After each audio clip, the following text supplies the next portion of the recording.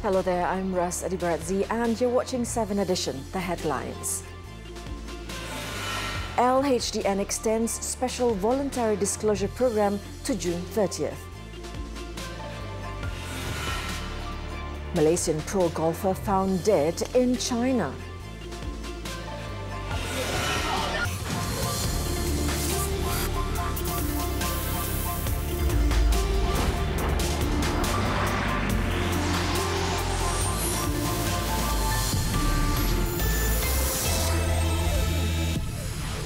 Assalamualaikum. We begin with this tragic news from China.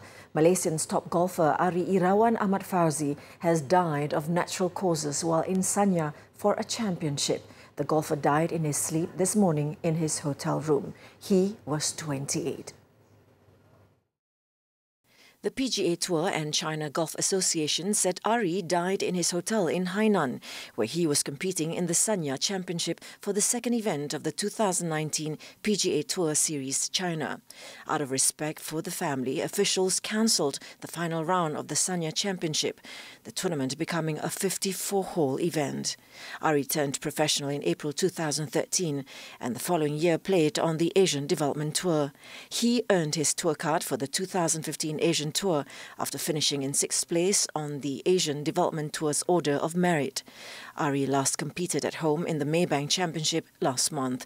His victory at the PGM Sime Darby Harvard Championship on the Asian Development Tour in 2015 made Ari the highest-ranked Malaysian golfer in the world ranking. On to other stories. Marine police have foiled an attempt to smuggle in 9 protected animals, including a baby orangutan worth over 400,000 ringgit in Muar, Johor last night. Region 2 Marine Police Commander Assistant Commissioner Paul Q. Hon Chiang said the success was due to the department's surveillance work at the Parit Unas Fisherman's Jetty. He said the suspects, a local man and 3 Indonesians, were arrested while trying to smuggle in 2 orangutan, including a baby, 6 gibbons and an albino fox. Ini kita percaya bukan untuk makanan. Ini adalah untuk, kalau tengok ini orangutan ni masih lagi muda, jadi kemungkinan besar untuk dibuat latihan dan untuk tujuan-tujuan pertunjukan dan sebagainya. The animals believed to have been brought in from a neighbouring country have been handed over to the Wildlife Department for further action. Meanwhile, the 4 men have been remanded to help investigations under the Wildlife Conservation and Immigration Acts. In other news, the government is considering setting up special rehabilitation centres for people suffering from mental illnesses arising from abuse of synthetic drugs such as shabu. National Anti-Drug Agency Director General Datuk Sri Zulkifli Abdullah said many drug addicts suffer from mental illness due to drug abuse. He said the Cure and Care Rehabilitation Centre in Tampoi, Johor is possibly the first centre for such cases in the country. The centre is also close to Permai Hospital, which has expertise in psychiatric treatment. Currently, there is no special rehabilitation centres for synthetic drug addicts. However, Datuk Sri Zulkifli added that more people will suffer mental diseases caused by synthetic drug abuse as compared to other traditional drugs. The first phase of the Special Voluntary Disclosure Programme, PKPS, under which taxpayers are subject to a 10% penalty on the amount of tax payable, has been extended to June 30th. Finance Minister Lim Guan Eng said the Cabinet agreed to the extension following very encouraging response from taxpayers. As of March 31st, he said in a statement that the Inland Revenue Board, LHDN, had received 381,979 voluntary disclosures. The scheme's second phase, in which taxpayers are imposed a 15% penalty, will begin on July 1st and end on September 30th this year.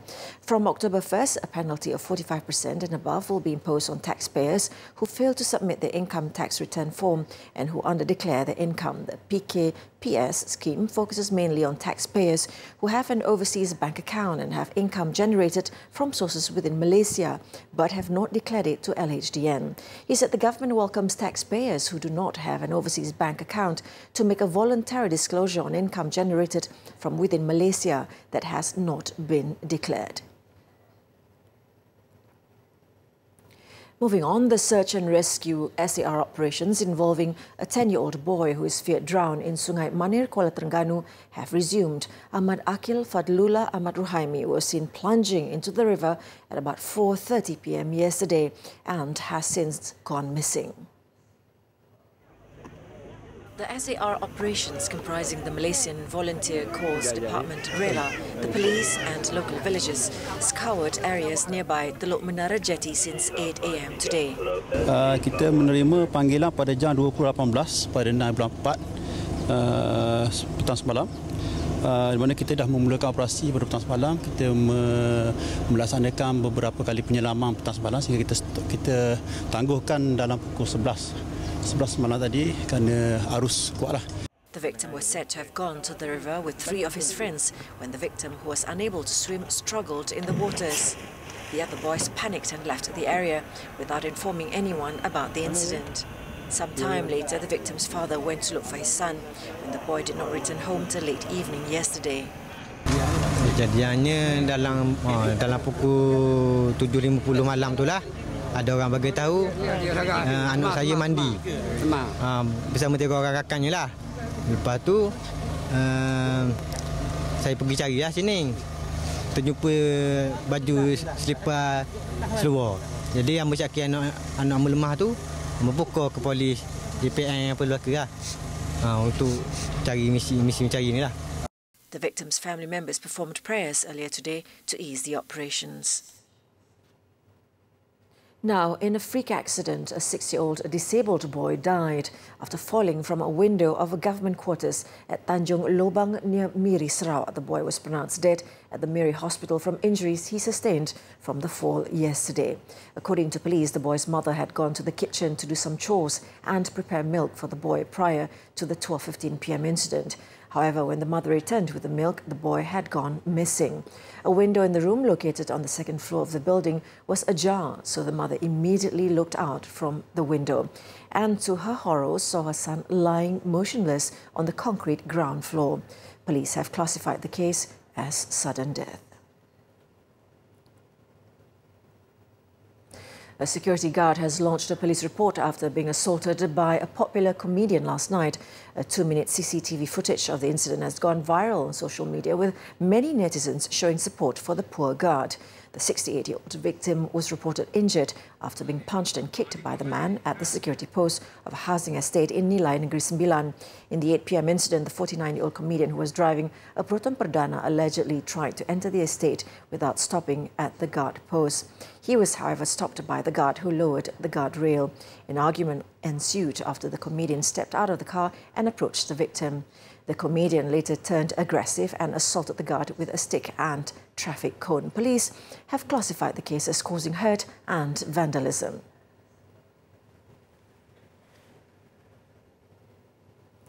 Businessman G. Gana Raja has been arrested by the Malaysian Anti-Corruption Commission MACC and will face fresh charges tomorrow. He was arrested at the MACC headquarters in Putrajaya at around 11:40 this morning. It was reported that prosecutors had received the green light from the Attorney General's chambers to arrest Gana Raja. He is expected to be charged under the Anti-Money Laundering, Anti-Terrorism Financing and Proceeds of Unlawful Activities Act. Last week, Naraja was accused of cheating consortium Zenith Construction's Berhad Executive Director Zarul Ahmad Muhammad Zulkifli of 19 million ringgit between July and August 2017 at various locations in Petaling Jaya and Kuala Lumpur.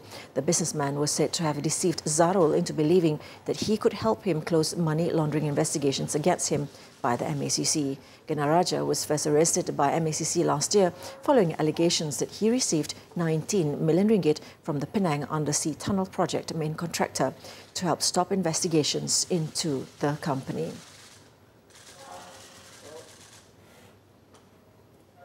Coming up, fans left in awe as Yuna sings latest ode to Malaysia. Details next.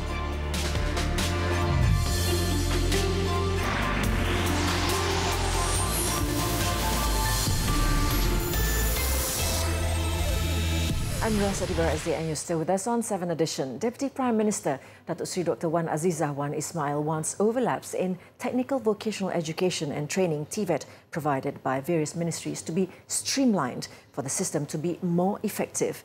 Based on the existing structure, she said there were 6 ministries implementing TVET according to their respective systems. The Deputy Premier said this when officiating the Golden Jubilee celebration of Malaysian polytechnics at Polytechnic Ungku Omar. In her speech, Datuk Sri Wan Azizah said the overlapping of education systems, certification, development funding constraints and the uncertainty faced TVET graduates are among the challenges which need to be addressed and resolved. Berdasarkan kajian program RMK Plus, institusi TVET awam disarankan supaya mengkaji semula program yang ada dengan menghentikan program yang berkualitas rendah. Memberi tumpuan kepada program yang mempunyai keboleh pasaran yang tinggi dan mengkhusus kepada bidang sejahtera. Tumpuan juga harus diberikan kepada menaik taraf peralatan dan mesin berbanding membina institusi baru. She added that industry players should also be more involved in the process for TVET to succeed. On to the Sandakan parliamentary by-election. Parti Warisan Sabah or Warisan will help ensure victory for Pakatan Harapan from DAP in the upcoming by-election in May. Warisan President Datuk Sri Muhammad Syafiq Abdal said Pakatan must be prepared for the by-election and must strengthen its party machinery for the campaign. Tapi saya akan bincang dengan Lim Guan Eng selaku Setiausaha Agung Parti DAP. Hari Isnin saya akan ke Kuala Lumpur dan saya akan bincang dengan dia bagaimana kedudukan dan juga yang memutuskan kursi itu kursi DAP dan mereka akan putuskan siapa jadi calon dan kita akan pastikan kejayaan kemenangan di peringkat negeri Sandakan. Saya yakin insya-Allah kalau tidak ada halangan rakyat akan bersama kita di pilihan raya kecil di Sandakan. Cuma saya minta supaya jentera parti kena kerja keras. Datuk Sri Syafiq, who is also Sabah Chief Minister, is confident that the people will continue to support Pakatan in the by-election, and what's important is for Pakatan to show good values and not scramble for power. The Sandakan by-election is being held following the death of its MP Datuk Stephen Wong Tien Fat on March 28th, believed to be from a heart attack. The Election Commission has set the polling day to be held on May 11th.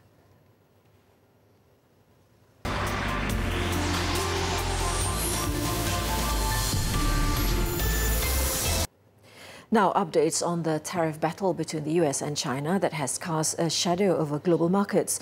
China said new progress had been made in trade talks with the United States as the two sides prepare to resume discussions next week to try to secure a pact that would end the rift.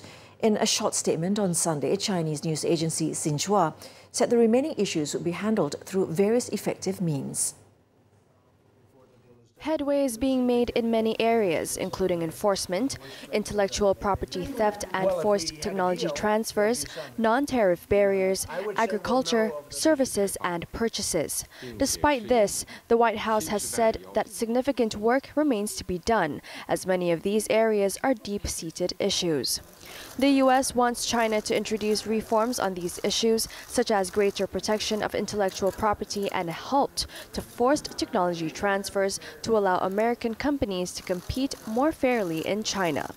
Others, like non-tariff barriers, are trade practices that Washington says grant China unfair advantages in global trade and wants Beijing to curb.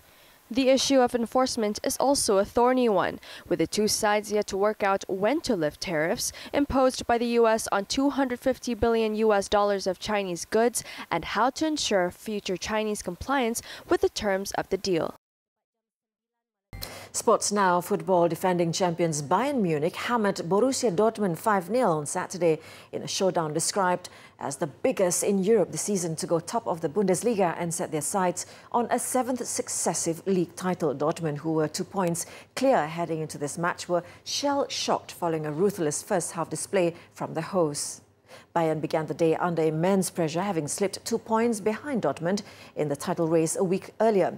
Mahmoud Dahoud struck the post early on for the visitors, but 2 quick goals from former Dortmund players Robert Lewandowski and Mats Hummels put a dominant Bayern firmly in the driving seat. Further goals from Serge Gnabry and Javi Martinez gave Bayern a 4-0 lead at half-time. Lewandowski then rubbed salt in the wound by netting his second goal just before full-time, sealing a 5-0 win for the Bavarians. performance. Following the win, Bayern now lead the league standings with 64 points, 1 point ahead of Dortmund after 28 matches.